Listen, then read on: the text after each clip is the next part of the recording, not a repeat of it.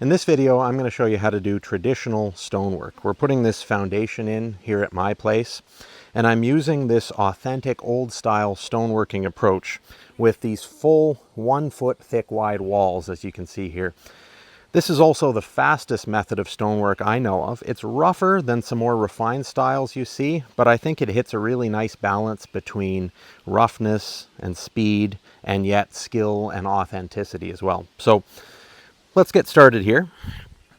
I'm going to lay this stone first.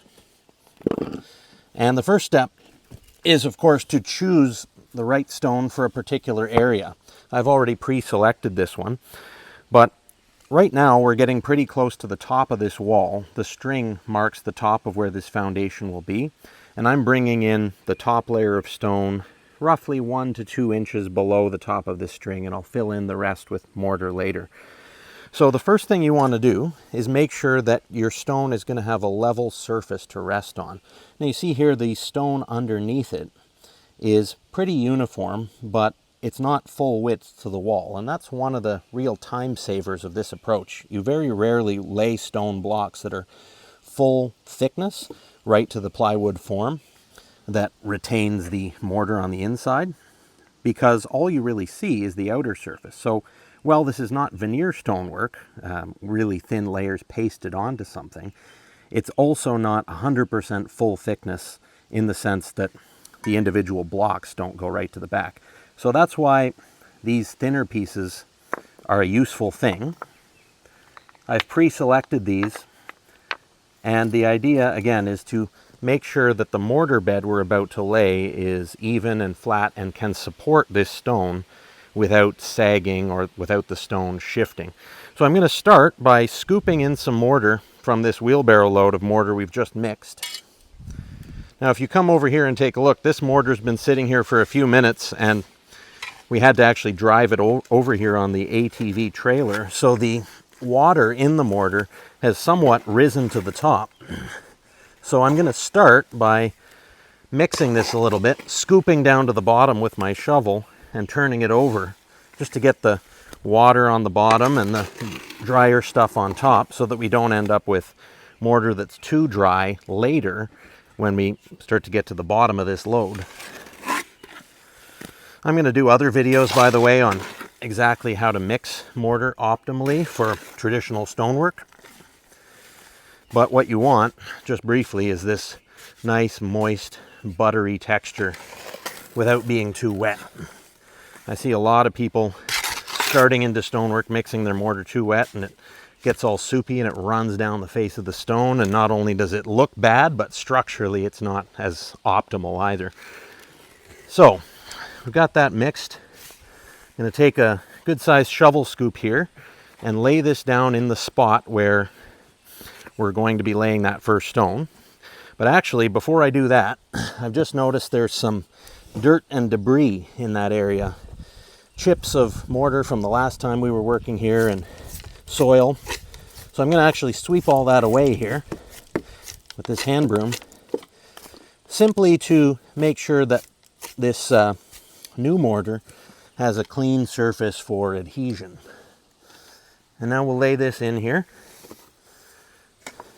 Doesn't have to be too precise at first, just kind of spreading it around to the full width of where this stone is going to go. And then we'll get the trowel. We've got a couple of different sizes of trowel here.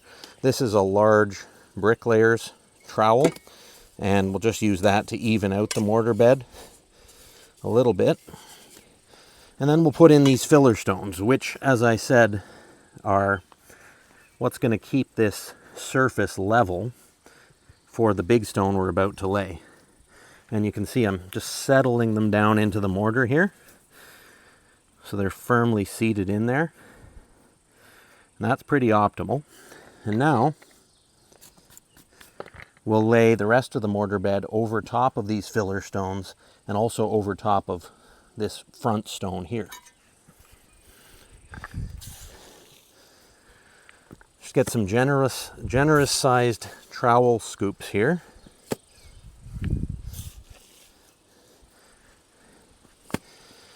and then we'll start to spread them out.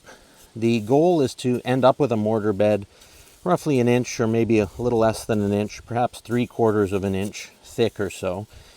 That figure is going to end up being less in all likelihood as we settle the stone down and the weight of the stone presses into the mortar. But you see, I'm kind of spreading the mortar from side to side and then periodically doing this fine chopping movement to get it to lay flat, to kind of bring the water out.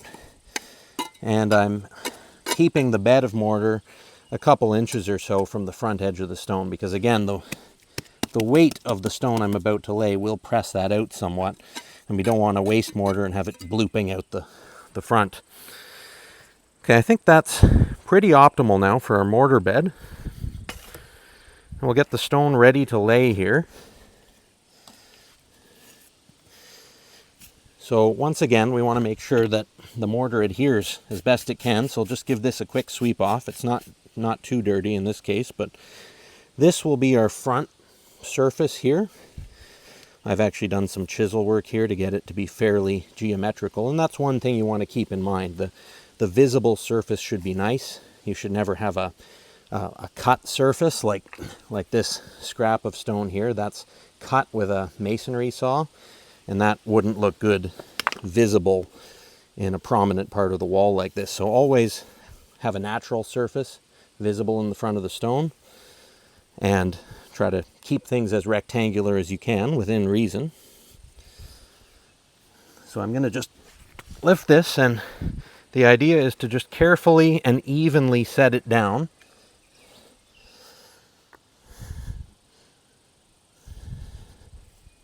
There we go. Now, a few things come into play here at this point. First of all, the mortar joint that's going to go vertically between this stone and the next one, if you look over here, should be about 3/4 of an inch or an inch wide. Now, this stone isn't even laid yet, so we're going to have some room for play there, but at the moment, this stone that I've just laid is positioned fairly optimally, side to side, so we're going to have a good normal-sized mortar joint here. We don't want the mortar joint to be too thick and look kind of amateurish and big and clumsy. We don't want it to be too thin either, or we won't be able to squeeze any mortar in there. The parameters that you want to watch for when you're laying this stone are, first of all, position. I've got this scrap of 5/8 inch thick plywood here, and I know, because of how I've laid out the string and the rebar on the corners of this foundation job that are marking our perimeter, I know that the string is exactly 5/8 of an inch beyond where the outer face of this stone wall should be. So that's why I have this scrap here, kind of moving it along the face of the stone, and we're actually pretty close already. But you can see that I'm just adjusting it slightly, and if you look from the top here, you'll see exactly what I mean. The idea is to move the stone so that the scrap of plywood comes just in between the stone face, the visible outer face of the stone, and the string, without actually moving the string. And that can be a bit tricky, but the precision really pays off, especially with a bunkie project like this where we have a very specific size of building we're putting on this thing. So that's the first parameter we want to manage very carefully, the position of this stone, using this string, and in this case a scrap of 5/8 plywood. And I've determined that it's quite optimal now. The other thing you have to be keeping in mind, and this is actually a decision to make before you lay the stone, is that you have to have sufficient overlap of all the joints.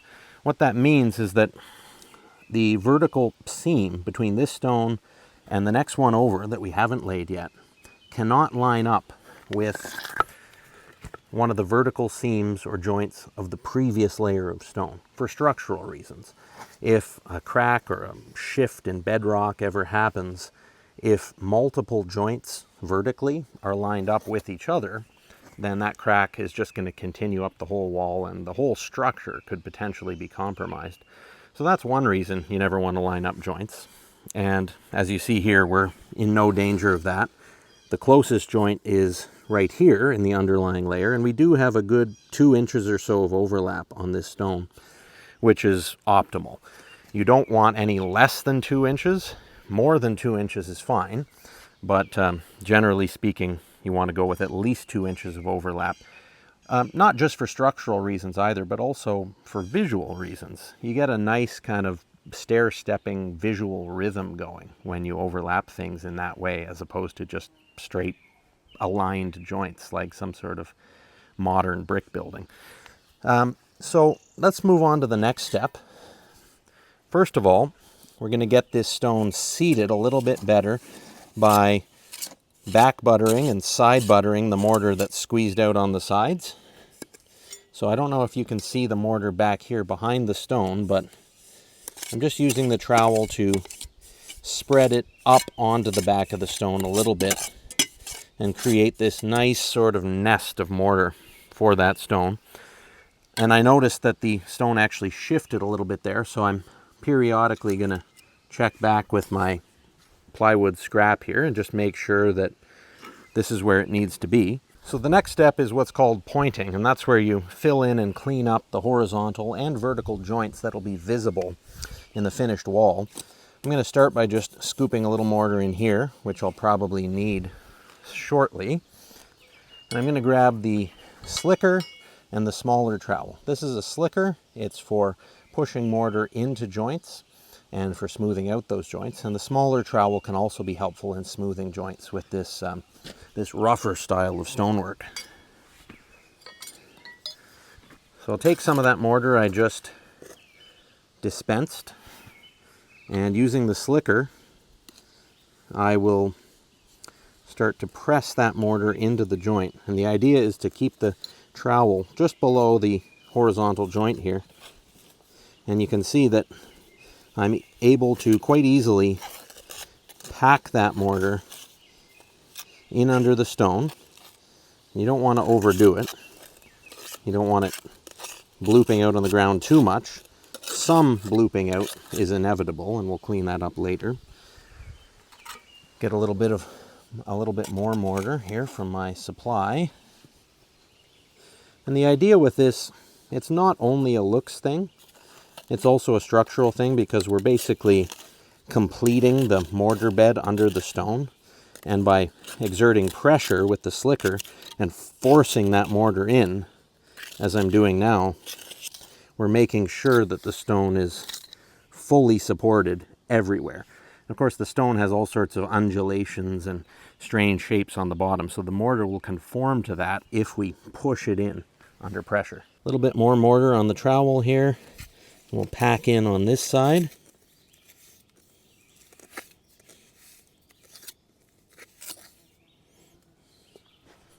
And a little bit more over here.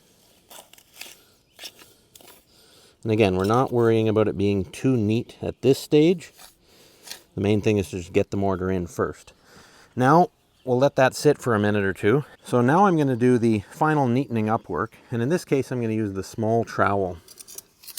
And there's really not a lot to this with this rough style of stonework. If I was doing a more modern, refined style, I'd spend more time on this. But all you need to do is a quick upward kind of buttering toast type of movement. And hide the edges of both stones, but don't allow the mortar joint to get too thick. A little bit of grass in this spot here, so oh, that went deeper than I thought. So we'll just clean that up here. I'm breaking a cardinal rule here. I'm grabbing a little bit of mortar with my hands, but sometimes that's the fastest way. And there. That joint is done, and that's all we need to do. As a matter of fact, there's a distinct danger to obsessing too much about working the mortar joints and getting them just perfect, because mortar is such that the more you work it, the more the moisture comes out and the soupier it gets. So the less you can touch your trowel or your slicker to the mortar once you're doing the pointing work, the better. It'll just stay more solid. It'll be less likely for the joint to sag down and lose contact with the upper stone. So this is done. And we'll move on to the next stone over to the left here, which is a cornerstone. Cornerstones have to have a 90-degree corner, of course, and two natural nice faces as opposed to one. Now I want to show you this so that you learn how it works when you're connecting two stones together. It's basically the same process at the beginning. We'll bloop on some mortar here, make a mortar bed, keep it a little bit away from the edge. This cornerstone is going to continue down this way a little bit, so we'll continue our mortar bed here. I think we'll need a little bit of a filler stone in this spot, so I've got one ready.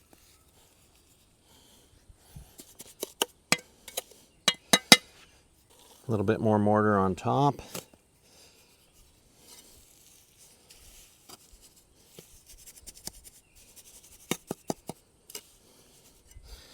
And now we'll lay the stone.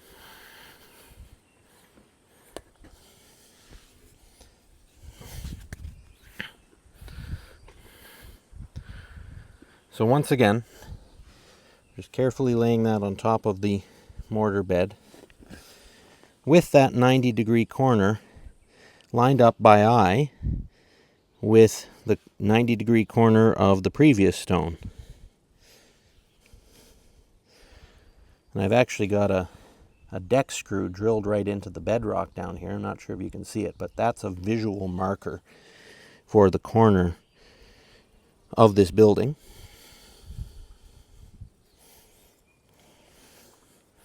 I'll get my plywood scrap here. And once again, just kind of, oh, there's a little snail on there. Just kind of go around, and obviously the stone kind of undulates. So we're not going to get it perfectly 5/8 of an inch away from the string in every spot, but we can get close.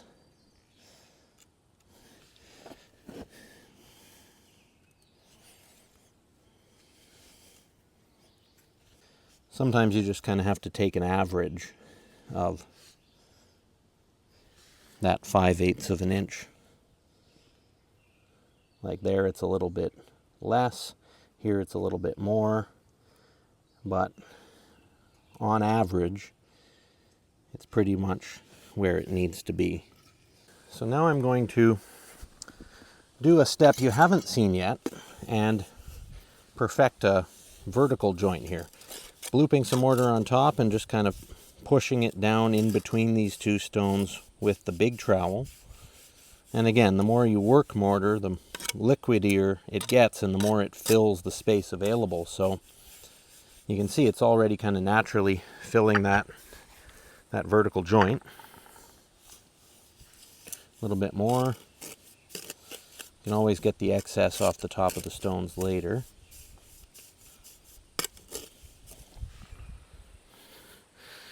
That's pretty good. And now we can start to do some pointing work. I'll use the excess off the top of this stone and start to force it in with the slicker here. And I'll use some extra mortar behind the back as well.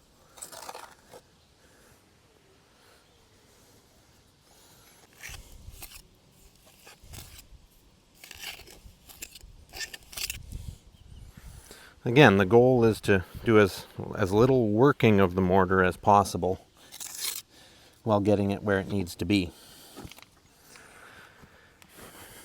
And coming around to this side, it's the same thing. Just forcing that mortar underneath the stone until it starts to get firm, and that's a signal that we've gotten all the mortar in that we can. Now, sometimes you have an area like this where there's a bit of a discrepancy between the top of this stone here and the bottom of the stone we've just laid.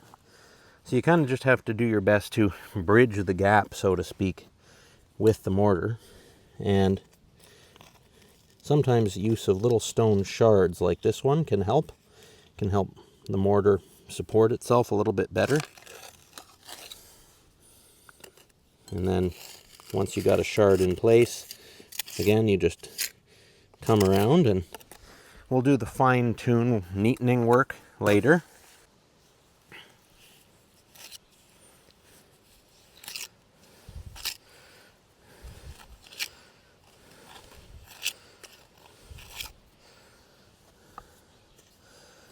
Now, most of this is looking pretty good, but you can see how that corner is giving us a little trouble. So sometimes what can be useful for this is to actually pack in some mortar, at least at first, with your fingers, because you have finer control over your fingers than over a trowel. And sometimes these difficult spots warrant that. So you can see I'm kind of just connecting the two stones, even though the corners aren't quite lined up with each other because of an imperfection in this stone. In this case, it's working out reasonably well. So now we'll come around and do our high pressure mortar press there. Scrape off some excess on the bottom so that joint doesn't get too wide. And we'll do the same thing. Oh, my slicker. And we'll do the same thing over here with the vertical joint. Actually, I'm going to start with the slicker for that. Using the mortar like a, using the trowel like a platform, and just pressing that mortar in. We're already pretty close there, but we have some edges of stone visible. So I'm going to look around for a small shard. Oh, I think I see one behind me here. We'll push this into the joint. And once again, here's another one here. That's going to allow the mortar to just set a little bit stiffer, because at this stage it's very floppy and delicate, and it's easy for it to just fall out of the joint.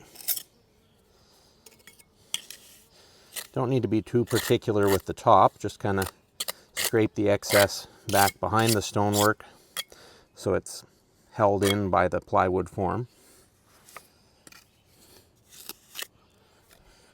And as I'm working the joint, I'm periodically removing excess, because too much mortar also makes it more prone to sagging, flopping out of place.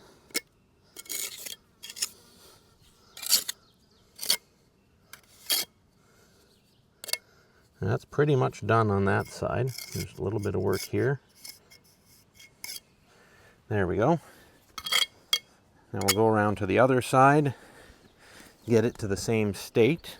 Now this side here already has plenty of mortar, just a case of smoothing it, neatening it up a little bit.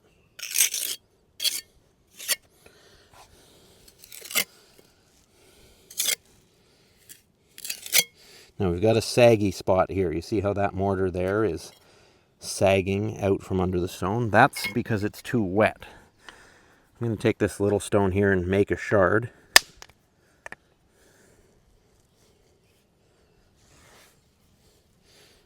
Shove a couple of shards in there. And actually over here is wet too, as you can see. So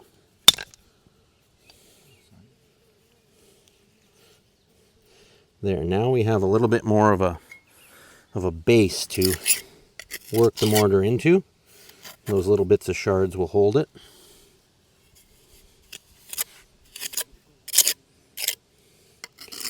And once again, periodically scraping off the excess so the joint doesn't stick out a whole lot beyond the stone face itself. There's a little bit of a cavity down here at the tip of my trowel where the last time I was doing stonework I didn't quite fill in, so take the opportunity to fill that in.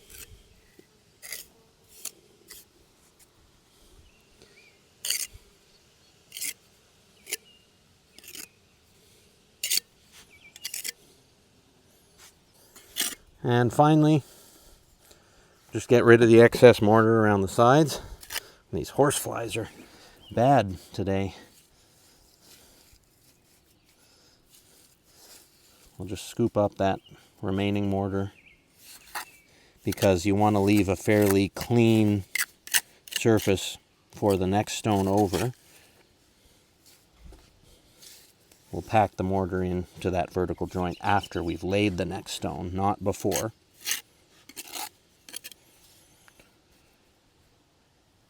And we'll take one final look around both sides of the 2 stones we've laid.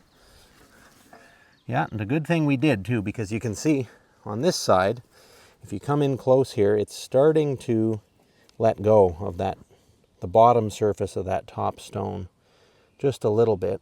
So I'm going to just give it another quick little massage upwards. And usually when you do something on one side, it kind of undoes something on the other, so just make sure both sides are good. I think they are. So we'll call that done. So there you have it. 2 stones laid in a traditional stonemasonry style. And we're just going to continue along the rest of this wall, bring the masonry up flush with the top of this plywood form, and then we're going to put a building on this. But in my opinion, this is one of the most authentic, lost skill sort of approaches to building that you can use. And it's really not that hard. If you have the right tools and the right amount of patience and a little bit of know-how, then you can build stone structures like this too. Thanks for watching. Share this video, give it a like, subscribe to Cabin in the Woods, and I'll see you next time.